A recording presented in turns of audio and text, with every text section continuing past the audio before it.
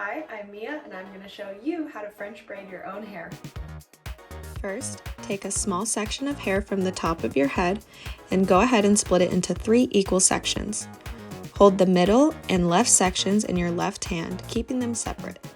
Now, go ahead and cross the left section over to the center and do the same thing with the right section.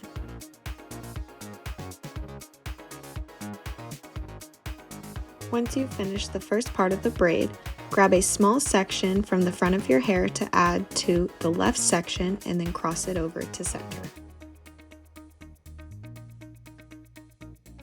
Repeat this on the other side. Keep gathering and adding your hair from the left and right until you reach the nape of your neck and all of your hair is in one of the 3 sections. Braid the bottom in a classic 3-strand braid and secure with a teletie.